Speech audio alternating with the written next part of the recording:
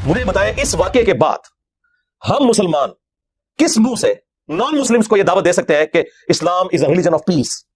تو کہیں گے اے پیس کہ مارنے والے بھی مسلمان، مرنے والے بھی مسلمان، مارنے والا بھی اپنے آپ کو شہید سمجھ رہا ہے اور جسے مارا جا رہا ہے وہ بھی اپنے آپ کو شہید سمجھ رہا ہے، داڑھی اس نے بھی رکھی ہوئی ہے، داڑھی اس نے بھی رکھی ہوئی ہے۔ اسلام میں تو آپ کسی غیر مسلم کی عبادت گاہ کے اوپر بھی اس طریقے سے حملہ نہیں کر سکتے، اور ایک اللہ، ایک رسول، ایک قرآن کے ماننے والے دین کے نام کے اوپر یہ سب کچھ کر رہے ہیں، اور پھر فخریہ وہ ذمہ داری قبول کرتے ہیں کہ جی ہم نے یہ کارنامہ کیا۔ آج اللہ کے نبی علیہ السلام دنیا میں موجود ہوں تو یہ لوگ جو کہ ذمہ داریاں قبول کر رہے ہیں، کیا ان سے خوش ہوں گے یا اعلان برات کر دیں گے؟ اور اس میں مسلمان اور غیر مسلمان کی کوئی تفریق نہیں ہے، یہ ذہن میں رکھیے گا۔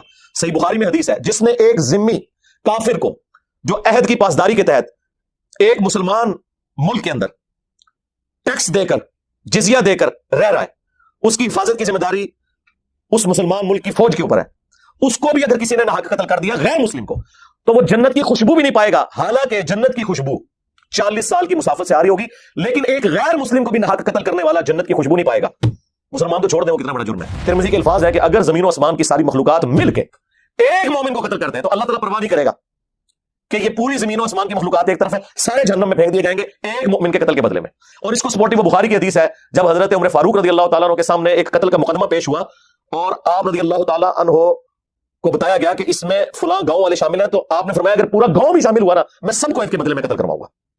میں سلوٹ کرتا ہوں افغانستان کی گورنمنٹ کو، حالانکہ میں اسے ایکسپیکٹ نہیں کر رہا تھا جتنے آج کل وہ ہارڈ لائنر ہوئے ہیں پاکستان کے حوالے سے، کہ انہوں نے اس واقعے کو کنڈیم کیا، اور اس کے پیچھے بھی میں سمجھتا ہوں سوشل میڈیا کا کردار ہے۔ انہیں آئیڈیا ہو گیا کہ یار یہ تو اب دنیا پڑھ لکھ گئی ہے میرے بھائی، کیا لوگ جاہل ہیں، لوگوں کو نہیں پتا کہ اس طرح کی ایکٹیویٹیز پرفارم کر کے آپ عزت بنائیں گے؟ تو انہیں آئیڈیا ہوا کہ لوگ تو مذہبی طبقے سے متنفر ہو رہے ہیں، تو سب سے پہلے انہوں نے ایک آفیشیل بیان جاری کیا افغانستان والوں نے کہ جی ہم اس واقعے کی مذمت کرتے ہیں، اس طرح کا کوئی واقعہ مسلمانوں کے اوپر کرنا حرام ہے اور مسجد میں تو کرنا بدرجہ اولا حرام ہے۔ ماشاءاللہ، بس اتنی سی بات تھی۔ ادھر جو ماشاءاللہ مجاہدین تھے نا، ان کا وضو بھی ٹوٹ گیا۔ جو کل تک فخریہ کہہ رہے تھے ہم نے یہ کارنامہ کیا، انہوں نے کہا جی ہمارا اس کارنامے سے کوئی تعلق نہیں ہے۔ آپ نے صدیوں سے مسلمانوں سے جھوٹ بولا ہے کہ جی مسلمان تھوڑے تھے تو کافروں پر غالب آ گئے۔ وہ اس لیے آئے کہ جب خالد بن ولید یہاں سے تلوار لے کے نکلے نا، تو رومن جنرل نے بھی تلوار ہی اٹھائی ہوئی تھی۔ اگر اس کے ہاتھ میں کلاشنکوف یا لیزر گائیڈڈ کوئی گن ہوتی تو حضرت خالد بن ولید تو اپنی فورس سے باہر بھی نہیں نکل سکتے تھے، 2 کلومیٹر دور سے اس نے شہادت تک پہنچا دینا تھا۔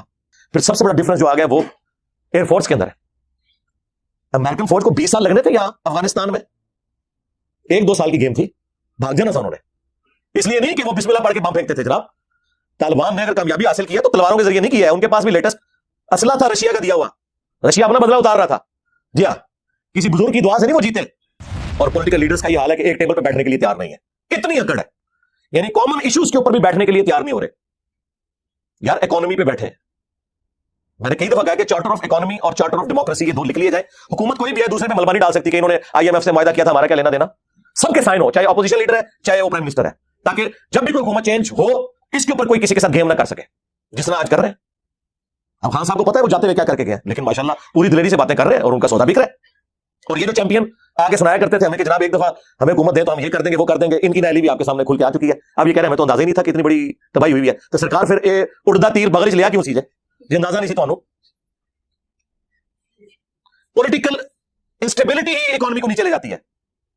چلنے دو یار، 5 سال اسمبلیاں، 3.5 سال برداشت کر لیا تھا، 1.5 سال اور کر لیتے یار، کیا فرق پڑتا ہے، کیا ہو جانا تھا۔ لیکن ایٹ لیسٹ اسٹیبلٹی تو ملک کے اندر آئے۔ اس ملک کے اندر آپ کو کوئی ایک خیر کی چیز یونٹی کے پوائنٹ آف ویو سے کوئی نظر آتی ہے؟ کوئی ایک چیز کہ ہاں جی یہ ہے سب سے بڑا خیر ہمارا دین ہو سکتا تھا، اس میں بھی فرقے کیا فرقیاں بھی بنی ہوئی آگے، پولیٹیکل لیڈرز ایک دوسرے کے جانی دشمن۔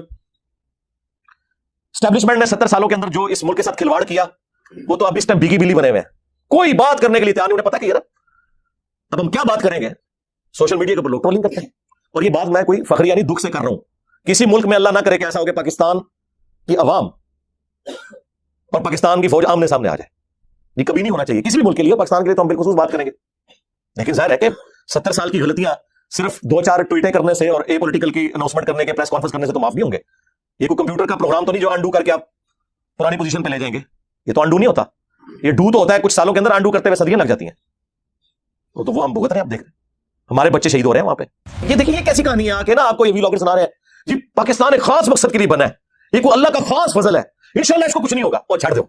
یہ ساری آپ کہانیاں نا 1971 میں بھی کرواتے تھے، بنگلہ دیش بن گیا، ہاں آپ کی قنوت نازلہ دری کی دری رہ گئی، پاکستان جب بنا تھا تو اس وقت بنگلہ دیش پاکستان کا حصہ تھا نا، بلکہ پاکستان بنانے والے وہ لوگ تھے. اس وقت بھی آپ کو یہی کہانیاں چل رہی ہوتی تھی جناب. انہیں جی پاکستان ہوتے اللہ آتا ہے جی، 2 ٹوٹے ہو گیا. آج تک ہمارا وہ زخم نہیں ہم سی سکے. چلو ان کی حق میں تو بہتر ہو گیا، ان کی تو اکانومی اوپر چلی گئی. یہ کہانیاں چھوڑ دیں. ہم بچپن سے نا یہ سنتے آ رہے ہیں جی پاکستان پہ اللہ کا ایسا فضل ہے، جو آتا ہے کھاتا ہے لیکن ملک میں کچھ نہیں ہوتا. جی اللہ پتا کیا جی ہاں ہو رہا سی، وہ اندر ساری خرابی سی، وہ آخری ٹائم میں پتا لگتا ہے کہ 4th سٹیج کا کینسر ہو چکا ہے. وہ دیمک بھی جب درخت کو چاٹتی ہے نا تو باہر ایک ہلکی سی چھال رہ جاتی ہے، وہ اینڈ میں جا کے پتا چلتا ہے وہ کھایا جا رہا تھا. وہ جو اوپر پردہ تھا وہ یہ تھا، بقول عمران خان صاحب کے کرائے کے قاتل ہم لوگ بنے ہوئے تھے، بیساکھیاں انہوں نے ہمیں دی ہوئی تھی، اور ان قتل کرنے کے سبب ہمیں باہر سے ڈالرز آتے تھے. ضیاء الحق کے دور میں بھی، پرویز مشرف کے دور کے اندر بھی، اس کی وجہ سے ہماری اکانومی لگتا تھا کہ بڑی سٹیبل ہے جی. مشرف کے پورے دور کے اندر جی وہ 60 روپے سے ڈالر اوپر نہیں گیا جی. اس لیے نہیں گیا، یہ نہیں ہے کہ مشرف صاحب نے کوئی کارنامہ کر دیا تھا اس ملک کے لیے، بلکہ یہ تھا کہ باہر سے ہمیں پیسہ آ رہا تھا. وہ پیسہ اب آنا رک گیا کیونکہ اب مزید انہیں کرائے کے قاتل نہیں چاہیے. انہوں نے the damage has been done کر دیا ہمارے ساتھ جو کرنا تھا. ہاں جی اب انہیں کوئی کرائے کے قاتل نہیں چاہیے. اب باہر سے ڈالرز آنا بند ہو گئے. اب ہمیں اپنی اوقات پتہ چل گئی ہے. پیسہ جس کے پاس ہے وہ تو آپ کو کہے گا کہ اللہ کے نبی چٹائی میں بیٹھتے تھے.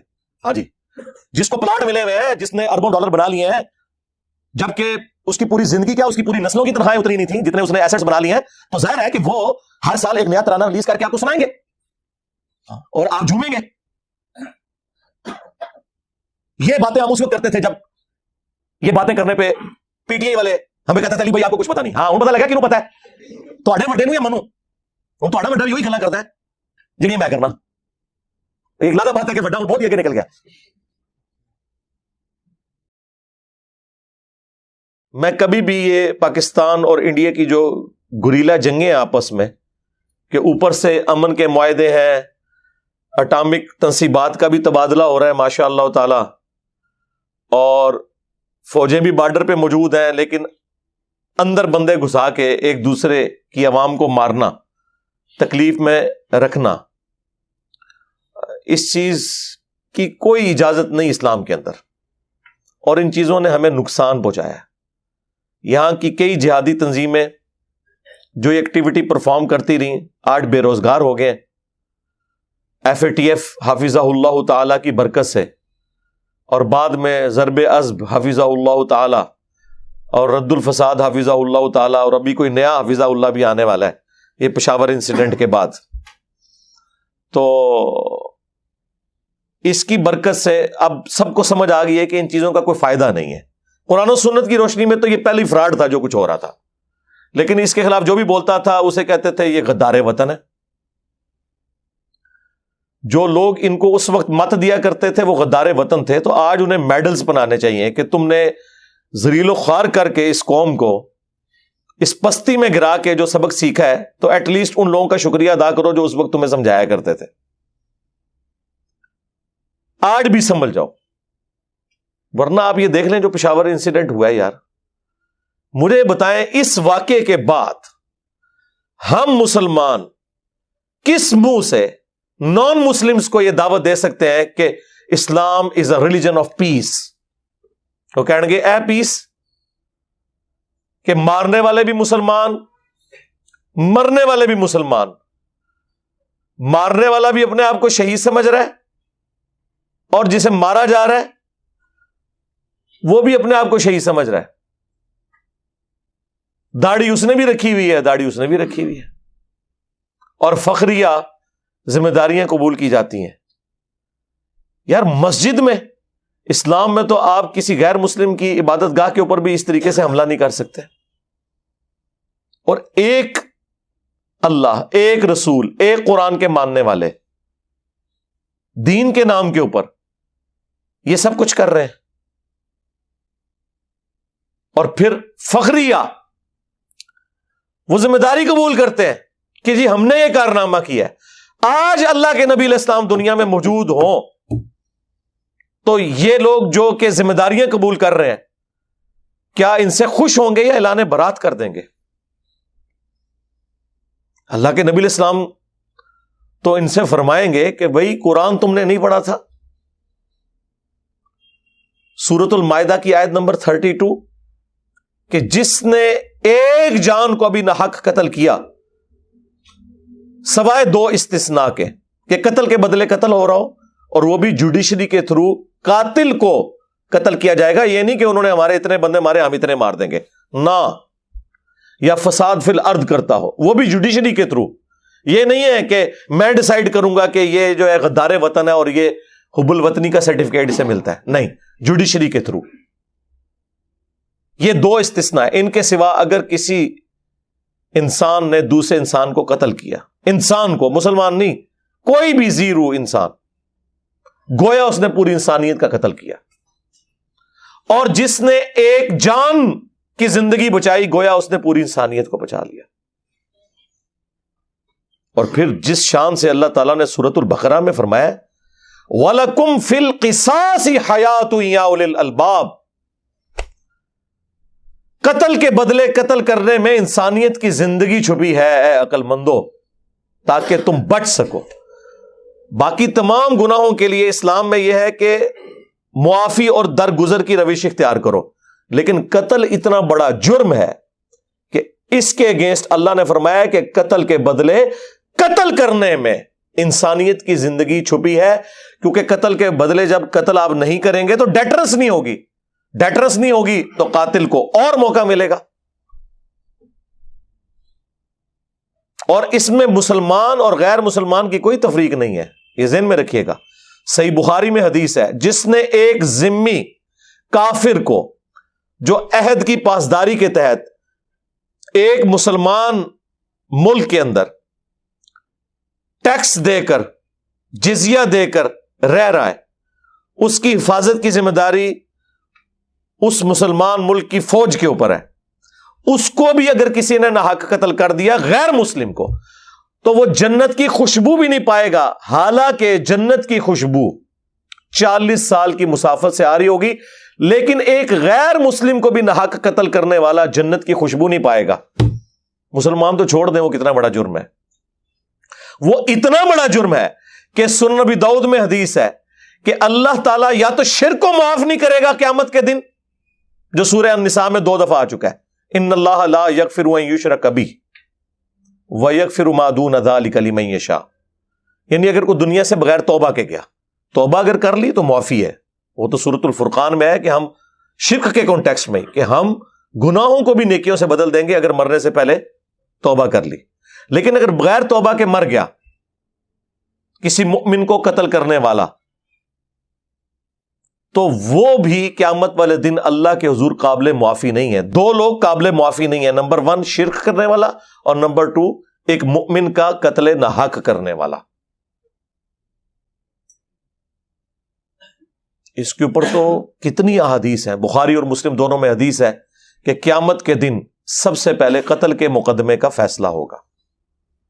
ابو داؤد میں حدیث ہے سب سے پہلے نماز کا سوال کیا جائے گا, اور اس کی ایکسپلینیشن سنن نسائی کے اندر ہے کہ حقوق اللہ میں سب سے پہلے نماز کے بارے میں سوال ہوگا, اور حقوق العباد میں سب سے پہلے قتل کے مقدمے کا فیصلہ ہوگا. اور وہ فیصلہ اس لیول کا ہے کہ سنن نبی داؤد میں جامع ترمذی میں حدیث موجود ہے کہ مقتول جسے دنیا میں ناحق قتل کیا گیا تھا, وہ اپنے قاتل کو پیشانی کے بالوں سے پکڑ کے گھسیٹتا ہوا اللہ کے عرش کے پائے کے پاس پہنچ جائے گا اور کہے گا کہ یا اللہ آج مجھے انصاف چاہیے کہ اس شخص نے میری زندگی کیوں چھینی تھی مجھ سے. یعنی اس کی اتنی فریگنس ہوگی, اور نبی اسلام کے الفاظ ہیں کہ اس کی رگوں سے خون بہ رہا ہوگا, اور اس نے اپنے قاتل کو پکڑا ہوگا پیشانی کے بالوں سے. اتنا سینسٹیو ایشو. اسی لیے جامعہ ترمذی میں سنن ابن ماجہ میں موجود ہے کہ نبی الاسلام نے فرمایا کہ کعبے کی خوشبو بڑی اچھی ہے, لیکن اللہ کی قسم اللہ کے نزدیک ایک مؤمن کی حرمت کعبے سے بھی بڑھ کر ہے. اس طرح ترمذی کے اندر آیا ہے کہ اگر کوئی شخص پوری دنیا کو تباہ و برباد کر دے, اور پوری دنیا میں مکہ مدینہ بھی آتے ہیں, اس سے بڑا جرم ہے کسی مؤمن کو ناحق قتل کرنا اللہ کے نزدیک. ایک ترمذی میں روایت ہے, اس کی سند میں کلام ہے, لیکن اپنے اصول میں وہ حدیث بالکل ٹھیک ہے, کیونکہ بخاری میں اسے سپورٹیو ایک حدیث ہے. ترمذی کے الفاظ ہیں کہ اگر زمین و آسمان کی ساری مخلوقات مل کے ایک مومن کو قتل کر دے تو اللہ تعالیٰ پرواہ نہیں کرے گا کہ یہ پوری زمین و آسمان کی مخلوقات ایک طرف ہیں، سارے جہنم میں پھینک دیے جائیں گے ایک مؤمن کے قتل کے بدلے میں. اور اس کو سپورٹو وہ بخاری کی حدیث ہے، جب حضرت عمر فاروق رضی اللہ تعالیٰ عنہ کے سامنے ایک قتل کا مقدمہ پیش ہوا اور آپ رضی اللہ تعالیٰ عنہ کو بتایا گیا کہ اس میں فلاں گاؤں والے شامل ہیں، تو آپ نے فرمایا اگر پورا گاؤں بھی شامل ہوا نا میں سب کو اس کے بدلے میں قتل کرواؤں گا.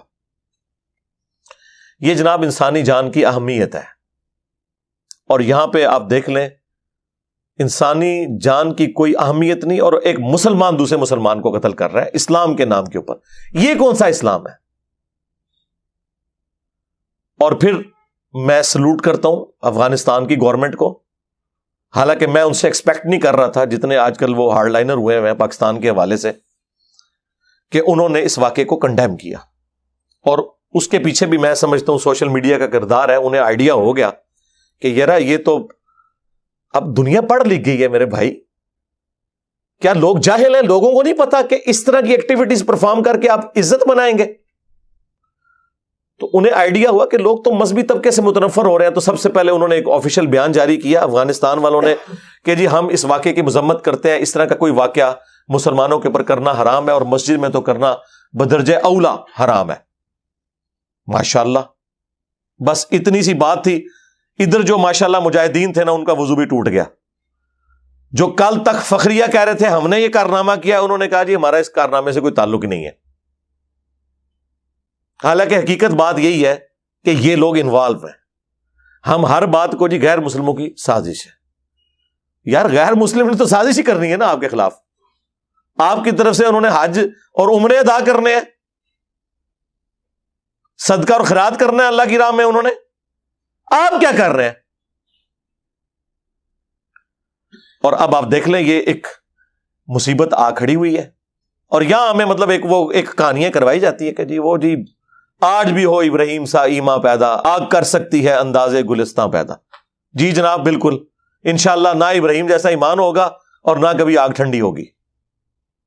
یہ شیرہ تو باہر نکلو اللہ سے وہ بندے ہو، معجزات کا کوئی لینا دینا نہیں ہے. عام کیسز کے اندر وہ انبیاء کے ساتھ خاص ہیں. اس کے بعد بھی اگر کرامت زیادہ سے زیادہ یہ ہو سکتی ہے کہ اللہ تعالیٰ کسی کی دعا قبول کر لے، ادروائز دنیا کو اللہ نے اسباب کے ساتھ جوڑا ہوا ہے میرے بھائی. رومنز اور پرشینز کے خلاف صحابہ اکرام نے باقاعدہ جنگیں کی ہیں یار، ہزاروں مسلمان اس میں شہید ہوئے ہیں، تب جا کے وہ کامیابیاں ملی ہیں. نگاہ مار کے کچھ نہیں ہوا، ہاں خالی دعائیں کرنے سے کچھ بھی نہیں ہوا. وہ تو نبی الاسلام کو اللہ نے ایک مختصر پیریڈ دیا تھا، اس کے اندر دین کا غلبہ کرنا تھا. هو الذی ارسل رسولہ بالہدی ودین الحق لیظہرہ علی الدین کلہ ولو کرہ المشرکون. تو اللہ تعالیٰ نے غیبی مدد فرمائی، ادروائز ایسا نہیں ہوا کرتا. اور جی خالد ابن ولید رضی اللہ تعالیٰ عنہ بڑی تھوڑی سی آرمی کے ساتھ رومنز کے خلاف غالب آ گئے. جی جناب اس لیے غالب آئے کہ خالد ابن ولید کے ہاتھ میں بھی تلوار تھی اور رومنز کے ہاتھ میں بھی تلوار تھی. اگر سامنے رومنز کے ہاتھ میں کلاشن کوف ہو اور یہاں سے 1000 خالد ابن ولید، میں نہیں کہتا یہ کہہ دیں گے گستاخی ہو گئی ہے، 1000 کو بڑے بڑے پہلوان جنگجو اس زمانے کے آ جائیں تو ایک کلاشن کوف سب کو بھوننے کے لیے کافی ہے. تو اس زمانے کی مثالیں دینا غلط ہے. تلوار بامقابلہ تلوار ہوتی تھی، لیکن آج زمین و آسمان کا ڈفرنس ہو چکا ہے. ہمارے پاس تو لیٹسٹ اسلحہ بھی نہیں لڑنے کے لیے اس لیول کا. اور جب یہ باتیں کرے کہتے ہیں یہ بزدل کر رہے ہیں لوگوں کو. یار بزدل نہیں کر رہے، آپ کو گراؤنڈ ریئلٹیز بتا رہے ہیں، آپ مثالیں ہی غلط دے رہے ہو. آپ نے صدیوں سے مسلمانوں سے جھوٹ بولا ہے کہ جی مسلمان تھوڑے تھے تو کافروں پر غالب آ گئے. وہ اس لیے آئے کہ جب خالد ابن ولید یہاں سے تلوار لے کے نکلے نا تو رومن جنرل نے بھی تلوار ہی اٹھائی ہوئی تھی.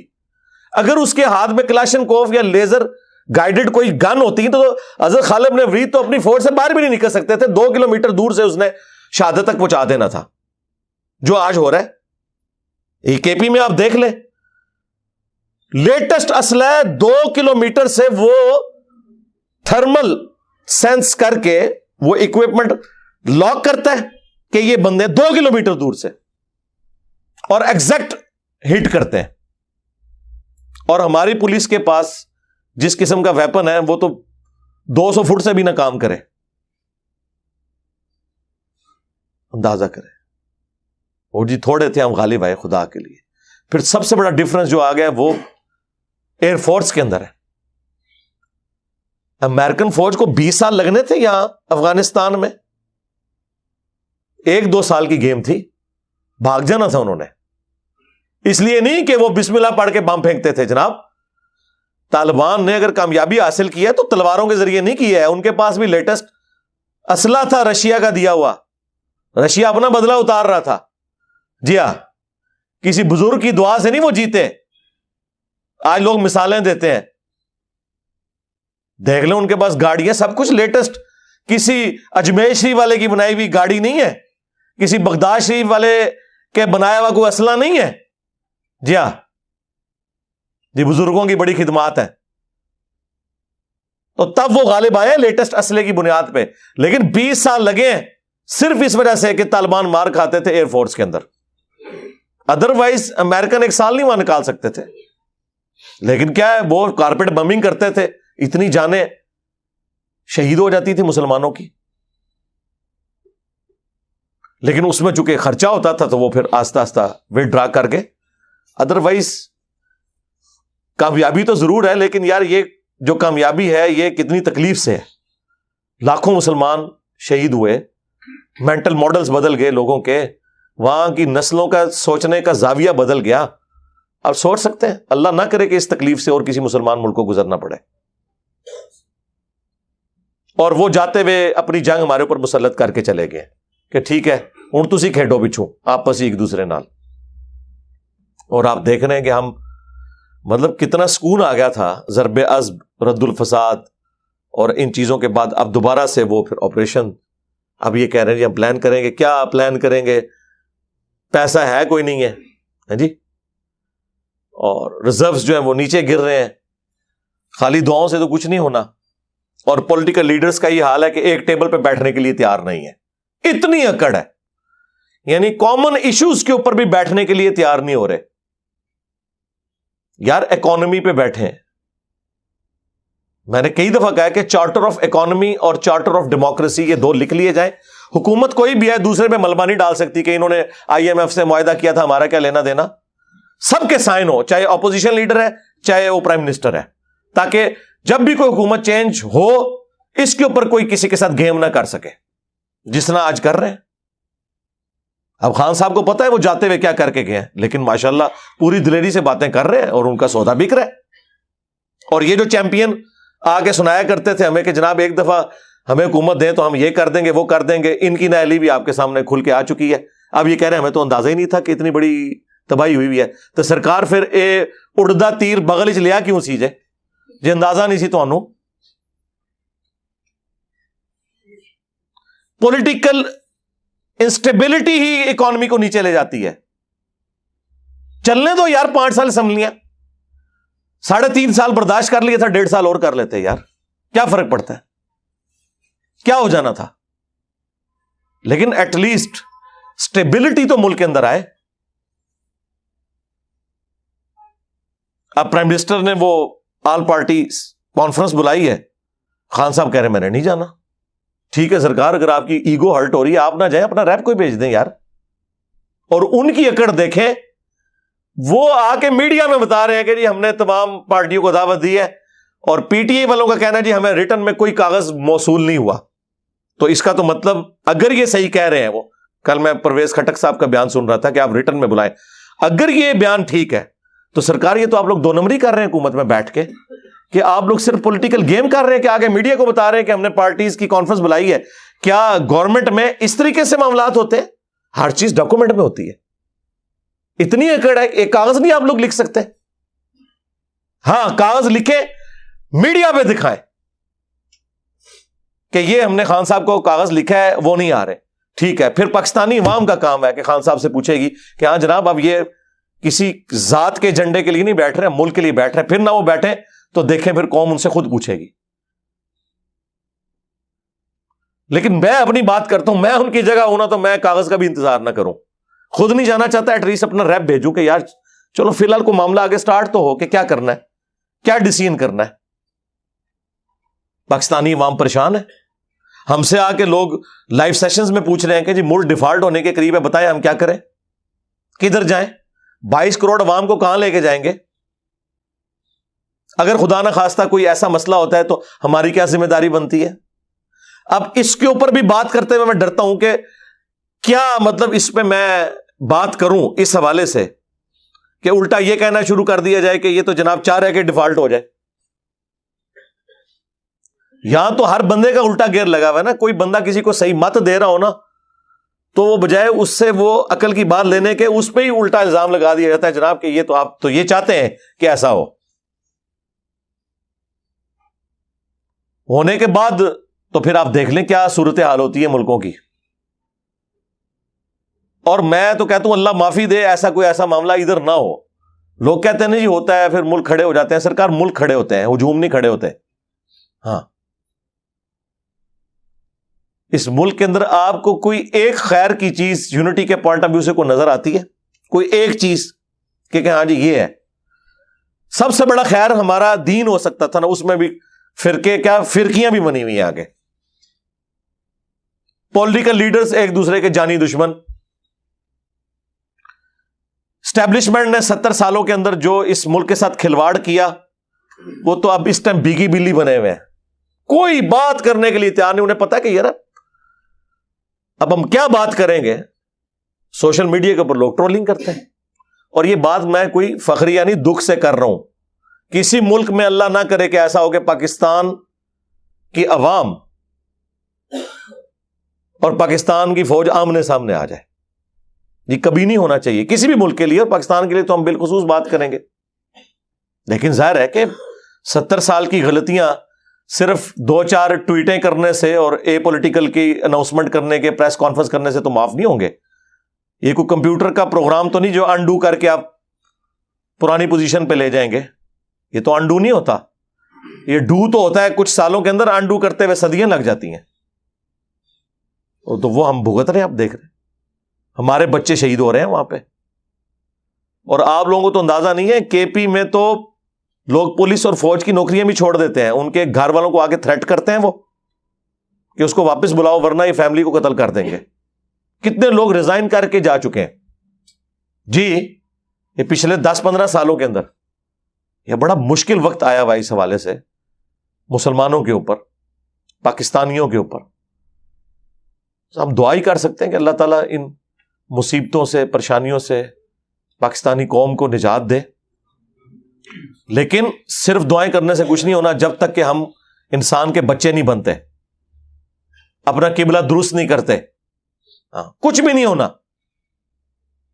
جی ہمیں بچپن سے جی پاکستان جو ہے, یہ دیکھیں یہ کیسی کہانی ہے. آ کے نا آپ کو یہ ویلاگر سنا رہے ہیں جی پاکستان ایک خاص مقصد کے لیے بنا ہے, یہ کوئی اللہ کا خاص فضل ہے, انشاءاللہ اس کو کچھ نہیں ہوگا. اور چھڑ دو یہ ساری آپ کہانیاں نا 1971 میں بھی کرواتے تھے. بنگلہ دیش بن گیا, ہاں آپ کی قنوت نازلہ دھری کی دھری رہ گئی. پاکستان جب بنا تھا تو اس وقت بنگلہ دیش پاکستان کا حصہ تھا نا, بلکہ پاکستان بنانے والے وہ لوگ تھے. اس وقت بھی آپ کو یہی کہانیاں چل رہی ہوتی تھی جناب. انہیں جی پاکستان اتنے اللہ کا ہاتھ ہے جی, 2 ٹوٹے ہو گیا. آج تک ہمارا وہ زخم نہیں ہم سی سکے. چلے ان کے حق میں تو بہتر ہو گیا, ان کی تو اکانومی اوپر چلی گئی. یہ کہانیاں چھوڑ دیں. ہم بچپن سے نا یہ سنتے آ رہے ہیں جی پاکستان پہ اللہ کا ایسا فضل ہے, جو آتا ہے کھاتا ہے, لیکن ملک میں کچھ نہیں ہوتا. جی ان لاکھ پتا کیا جی ہاں اور ایسی وہ اندر ساری خرابی سی. وہ آخری ٹائم ہی پتا لگتا ہے کہ 4th سٹیج دا کینسر ہو چکا ہوا ہے. وہ دیمک بھی جب درخت کو چاٹتی ہے نا تو باہر ایک ہلکی سی چھال رہ جاتی ہے, وہ اینڈ میں جا کے پتا چلتا ہے کھایا جا رہا تھا. وہ جو اوپر پردہ تھا وہ یہ تھا, بقول عمران خان صاحب کے کرائے کے قاتل ہم لوگ بنے ہوئے تھے. بیساکھیاں انہوں نے ہمیں دی ہوئی تھیں اور ان قتل کرنے کے سبب ہمیں باہر سے ڈالرز آتے تھے. ضیاء الحق کے دور میں بھی, پرویز مشرف کے دور کے اندر بھی, اس کی وجہ سے ہماری اکانومی لگتا تھا کہ بڑی سٹیبل ہے. جی مشرف کے پورے دور کے اندر جی وہ 60 روپے سے ڈالر اوپر نہیں گیا. جی اس لیے نہیں گیا, یہ نہیں ہے کہ کوئی مشرف صاحب نے کوئی کارنامہ کر دیا تھا اس ملک کے لیے, بلکہ یہ تھا کہ باہر سے ہمیں پیسہ آ رہا تھا، وہ پیسہ اب آنا رک گیا کیونکہ اب مزید انہیں کرائے کے قاتل نہیں چاہیے، انہوں نے the damage has been done کر دیا ہمارے ساتھ جو کرنا تھا. ہاں جی، اب انہیں کوئی کرائے کے قاتل نہیں چاہیے، اب باہر سے ڈالرز آنا بند ہو گئے ہیں، اب ہمیں اپنی اوقات پتہ چل گئی ہے. اچھا یہ کہہ رہے ہیں جی وہ $2 ارب فلاں دے دے گا، 1 ارب، اچھا جی وہ بھی تو مک جانا ہے. جس طرح جب ایک باپ مرتا ہے اور اولاد بجائے کاروبار کرنے کے اس کا پیسہ کھانا شروع کرتے تو جائیداد تو ایک دن ختم ہی ہو جاتی ہے نا. یہ پیسے مل بھی جائیں تو ہم کیا کریں گے جب تک ہم اپنے آپ کو خود کھڑا نہیں کرتے اکانومی کے پوائنٹ آف ویو سے. زراعت کے اندر پاکستان یعنی دنیا میں زرخیز ترین جگہوں میں سے ہے، پانی کی اویلیبلٹی ہے، لیکن دیکھ لیں گندم ہم باہر سے منگوا رہے ہیں اور سعودیہ ایکسپورٹ کر رہا ہے. چند سالوں کے اندر انہوں نے ڈیسیژن کیا ہے، جا کے ذرا یوٹیوب کے اوپر دیکھیں کہ کس طریقے سے انہوں نے وہاں پہ گندم اگائی ہے، وہ ایکسپورٹر بن گیا. تو ہمارا گراف تو نیچے سے نیچے ہی جا رہا ہے. بس وہ جی جو بھی آتا ہے نا ایک بھاشن دے کے چلا جاتا ہے، نہیں جی نہیں انشاءاللہ تعالی سب خیر ہوئے گی. اور یہ بھاشن وہ آپ کو دے رہے ہوتے ہیں جن کے اپنے پاس سب کچھ اس ملک سے لوٹا ہوا گھر میں ہوتا ہے. سرکار جب آپ کا پیٹ بھرا ہوا ہے، آپ کے پاس ساری فیسلٹیز موجود ہیں، میں اکثر کہتا ہوں پاکستان دنیا میں جنت ہے اس شخص کے لیے جس کے پاس تھوڑا سا پیسہ ہے. اتنے پیسے کے ساتھ آپ دنیا میں کہیں یاشی نہیں کر سکتے. یار جس ملک میں 4-5 ہزار روپے میں پورا مہینہ کام کرنے والی آپ کو مل جائے، جائیں ذرا یورپ اور امریکہ میں 2 ہفتے بعد کام کرنے والی آتی ہے اور آپ سوچ نہیں سکتے، افورڈ ہی نہیں کو کر سکتا، اس لیے سب لوگ کام اپنا خود کرتے ہیں. ایک ریزن یہ بھی ہے، تو دسیا جاتا ہے بڑے محنتی نے، محنتی وونتی کوئی نہیں نے وہ گل ہے گی افورڈ نہیں کر سکتے. آپ کو کہتے ہیں وطن کی مٹی سے بڑا پیار ہے اس لیے لاش ادھر آ رہی ہے، اس لیے نہیں سرکار وہاں پہ قبر بہت مہنگی ہے اس لیے لاش ادھر آتی ہے. ہاں سانو کہانیاں نہ کراؤ، سانو پتہ ہے. اللہ دے بندے ہو. تو یہاں پہ صورتحال آپ کے سامنے، پیسہ جس کے پاس ہے وہ تو آپ کو کہے گا کہ اللہ کے نبی چٹائی پہ بیٹھتے تھے. ہاں جی، جس کو پلاٹ ملے ہوئے ہیں، جس نے اربوں ڈالر بنا لیے ہیں، جبکہ اس کی پوری زندگی کیا اس کی پوری نسلوں کی تنخواہیں اتنی نہیں تھیں جتنے اس نے ایسٹس بنا لیے ہیں، تو ظاہر ہے کہ وہ ہر سال ایک نیا ترانہ ریلیز کر کے آپ کو سنائیں گے اور آپ جھومیں گے. یہ باتیں ہم اس وقت کرتے تھے جب یہ باتیں کرنے پہ پی ٹی آئی والے ہمیں کہتے تھے علی بھائی آپ کو کچھ پتا نہیں. ہاں ہوں پتا لگا کنوں پتا ہے، تواڈے وڈے نو یا منو؟ ہوں تواڈا وڈا بھی وہی گلاں کردا ہے جہڑیاں میں کرنا. ایک لازہ بات ہے کہ وڈا ہوں بہت ہی اگے نکل گیا. تو اللہ سے ڈریں، ریالٹی کو سمجھیں، یہ جذباتی باتیں چھوڑ دیں. اللہ خیر کرے گا، اللہ تب خیر کرے گا. اللہ تعالیٰ نے واضح سورۃ الانفال میں فرمایا کہ اللہ تعالیٰ نے کبھی کسی قوم سے نعمت نہیں بدلی جب تک کہ وہ خود ایسے کرتوت نہ کر لیں کہ اللہ تعالیٰ ان سے نعمت وہ چھین لے.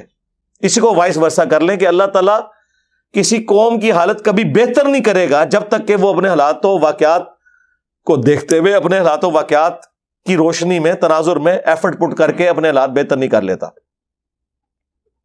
اللہ تعالیٰ نے کیوں حالت بدلنی ہے؟ اللہ نے دنیا کو اس باپ کے ساتھ جوڑا ہوا ہے.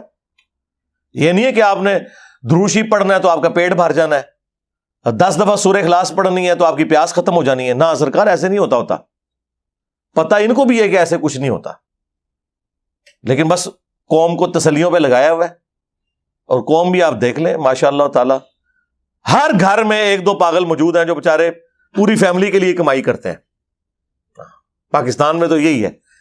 آج یہ باہر سے ریمیٹنس ختم ہو جائے، آج یہ چیریٹی والا معاملہ تل پٹ ہو جائے تو آپ دیکھیں ادھر کیا حالات و واقعات بنے. اللہ نہ کرے گا ایسا ہو.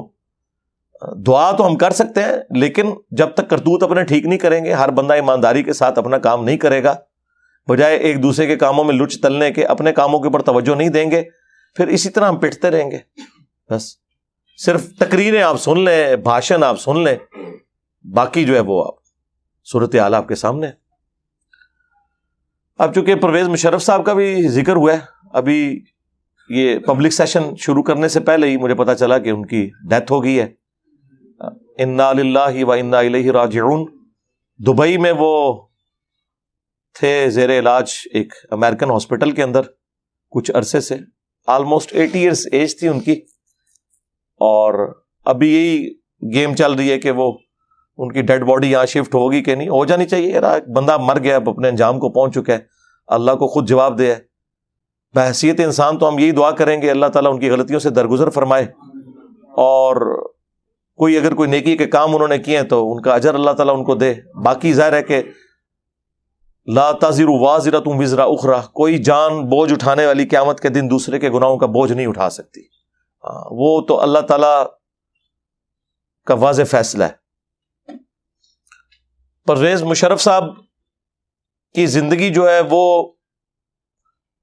کنٹروورسی سے عبارت ہے، چند ایک ان کے اچھے کام بھی ہیں، پہلے میں ان کا ذکر کر لوں، اور برے کام تو آپ سب کو پتہ ہی ہیں، وہ سارے پولیٹیکل لیڈرز آپ کو بتاتے رہتے ہیں۔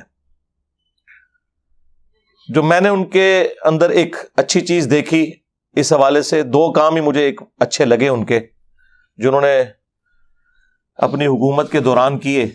ایک تو جو انہوں نے نیسکوم کا ادارہ بنایا ڈاکٹر سمن مبارک مند صاحب کی سربراہی میں 99-2000 کے اندر، پاکستان کی مختلف ڈیفنس جو آرگنائزیشنز تھیں وہ سکیٹرڈ فارم کے اندر تھیں، ان کو ایک پلیٹ فارم پہ اکٹھا کیا، نیسکوم ادارہ بنایا، اس میں NDCB، PMOB، AWCB اور باقی ادارے، یہ ایک انہوں نے بہت اچھا کام کیا اور ہیوی بجٹ رکھا۔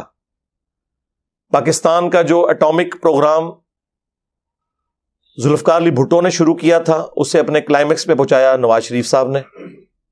پاکستان کا جو میزائل پروگرام بے نظیر بھٹو نے شروع کیا تھا اسے اپنے ایپیکس کے اوپر اگر کسی نے پہنچایا تو وہ پرویز مشرف صاحب تھے۔ یہ نیسکوم کا ادارہ بیسیکلی اسی میزائل ٹیکنالوجی کے حوالے سے ہی سارے معاملات لے کے چل رہا ہے۔ چونکہ میرا بھی تعلق رہا ہے اسی ادارے میں، ایک سب اس کی آرگنائزیشن NDC کے اندر، تو جتنی انفارمیشن ہم ایک پبلکلی شیئر کر سکتے ہیں اتنی تو ہم کر سکتے ہیں، باقی جو چیزیں ہیں وہ تو آپ کو پتہ ہے ایک کانفیڈینشیل ہوتی ہیں، وہ تو ہم ڈسکس نہیں کر سکتے، لیکن یہ ایک ان کی بہت بڑی کنٹریبیوشن تھی بجٹ کے پوائنٹ آف ویو سے بھی اور نیسکوم کے ادارے کو اسٹیبلش کرنے کے اعتبار سے بھی۔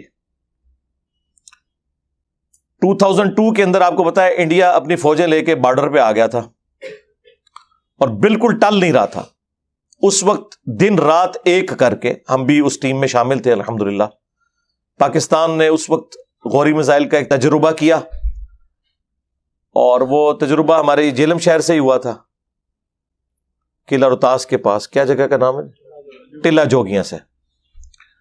تو اس کی اتنی دھاگ بیٹھی کہ انڈین فوج پھر بیک فٹ پہ چلی گئی۔ پاکستان کے پاس اس وقت ڈیٹرنس جو ہے نا وہ پاکستان کا اٹامک پروگرام ہی ہے، ادروائز عددی اکثریت تو انہیں حاصل ہے، وہ ڈرتے ہیں تو ہمارے اس میزائل پروگرام سے۔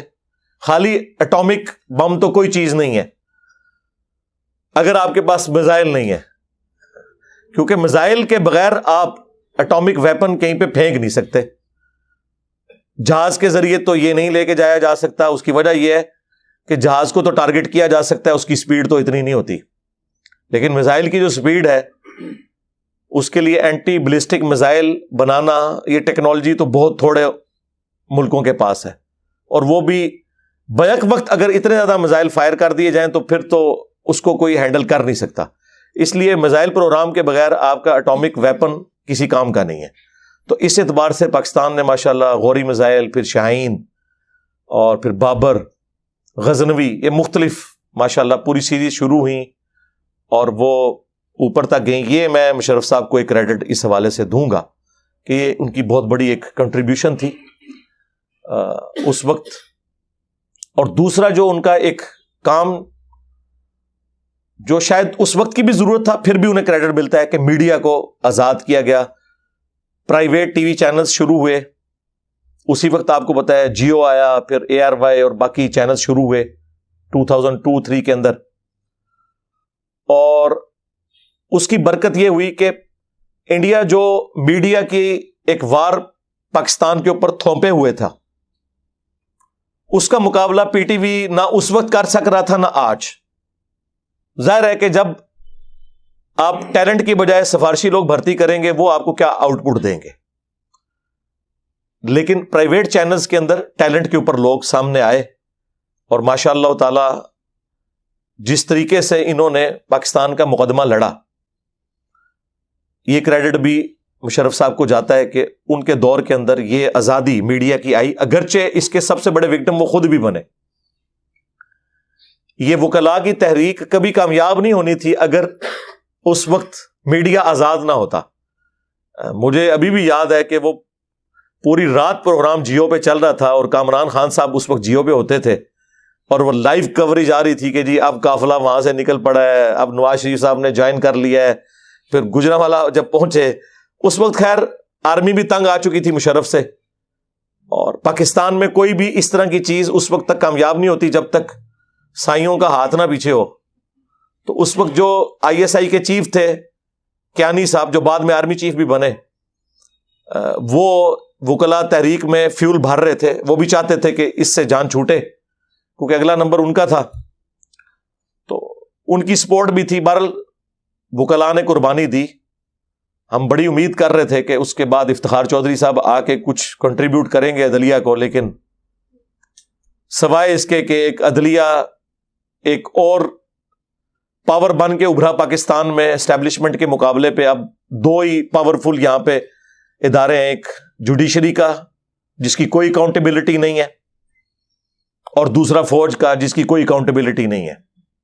وہ انٹرنلی جو ہے وہ ہمیں بھی پتہ ہے, آپ کو بھی پتہ ہے, چھوڑ دیں. یہ دو ادارے بس. یہ جوڈیشری کو خود فائدہ ہوا کہ 9 بجے کے خبر ناموں میں ان کی خبریں آنا شروع ہو گئیں. اب وہ خبریں نہیں ہوتی ہیں, وہ عدالت نامہ ہوتا ہے. آج فلاں کو بیل مل گئی, آج فلاں کا کیس لگ گیا, اور وہ فلاں بھی وہ جو پولیٹیکل فگرز ہیں. غریب آدمی بیچارہ ذلیل ہو رہا ہے. ہاں اس وقت بھی ذلیل ہو رہا تھا, اب بھی ذلیل ہو رہا ہے. بہرحال وہ وکلاء کی تحریک کی وجہ سے یہ سارا کچھ ہوا.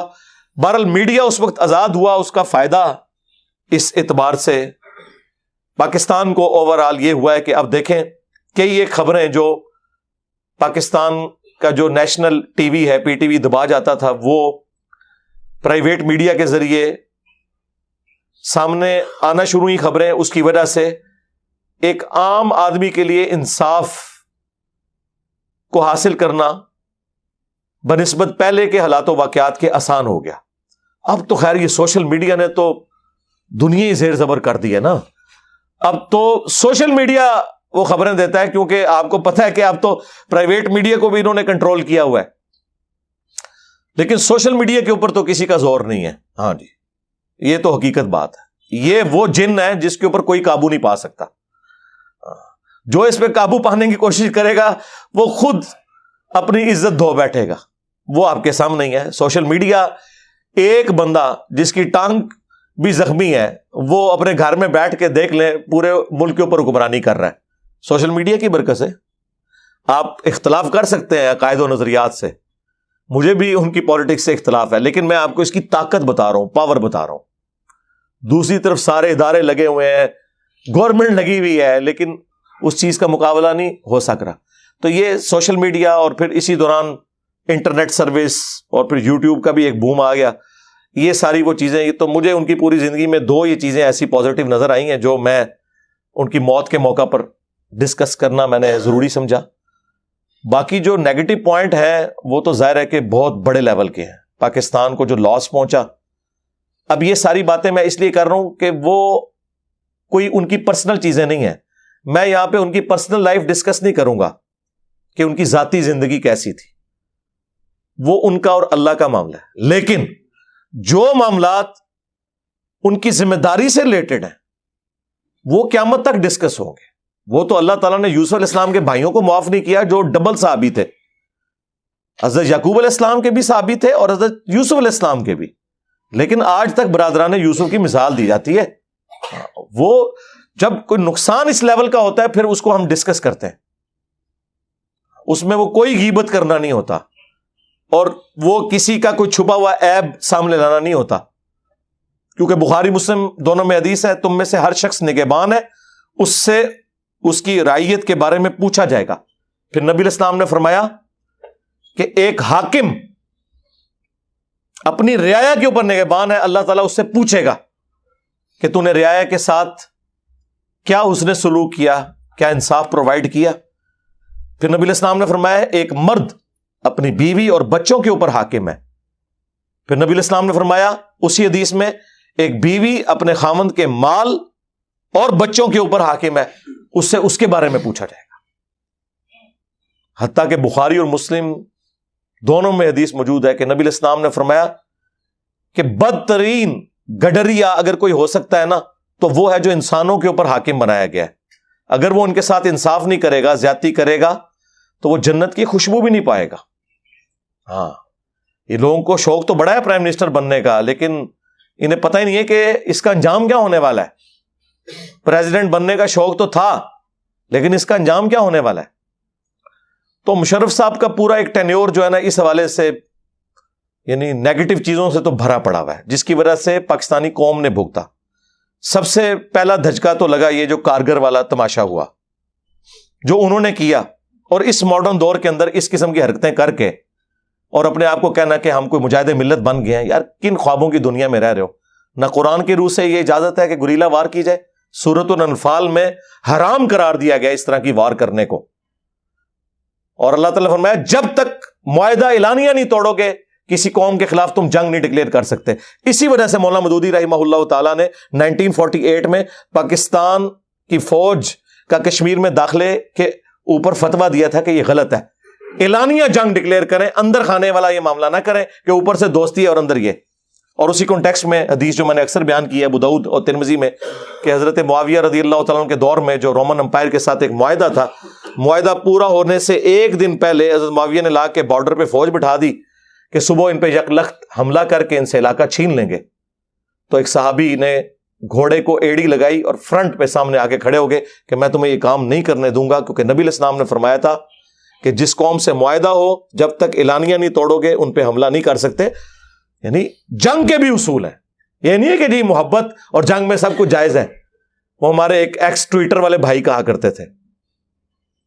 تو ایسا نہیں ہے, اسلام میں رولز ہیں, ان کو آپ نے فالو کرنا ہے.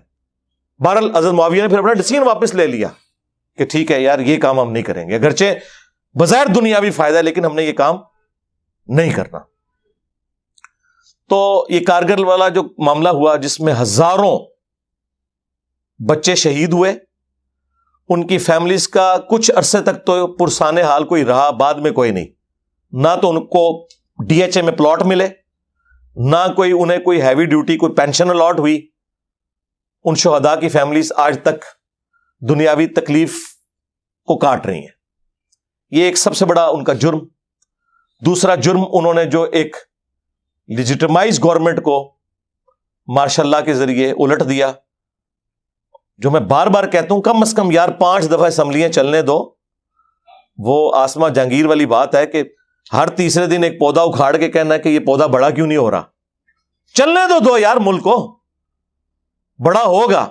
کبھی کسی حکومت نے اپنا وقت پورا نہیں کیا, اور جنہوں نے کیا ہے یہ پچھلی 3 گورنمنٹیں وہ آپ کے سامنے ہیں لولے لنگڑے طریقے سے. اور اب تو یہ پھر ایک اور تماشا لگا پچھلے سال اپریل کے اندر, وہ آپ کے سامنے. تو یہ جو انہوں نے حکومت ختم کی یہ ایک اور ان کے نامہ اعمال میں ایک چیز تھی جس کے بعد یہ سارے معاملات تل پٹ ہوئے. اور وہ تو پھر بعد میں پتا چلا نا کہ وہ کرائے کے قاتل چاہیے تھے امریکہ کو. 9/11 کے بعد وہ اپنے وہ معاملات سیدھے کر رہے تھے. اور تیسری غلطی پھر ہوئی جو افغان وار میں جا کے ہم نے لچ تل دیا.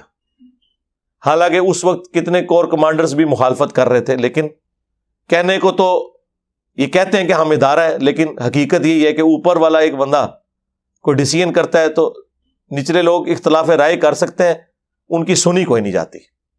ہاں پھر ریٹائر ہو کے وہ کتابیں لکھ رہے ہوتے ہیں کہ فلاں وقت یہ ہو گیا, فلاں وقت یہ ہو گیا, اور وہ پھر آج تک ہم بھگت رہے ہیں, اور پتہ نہیں ہماری آنے والی نسلیں بھی شاید بھگتیں.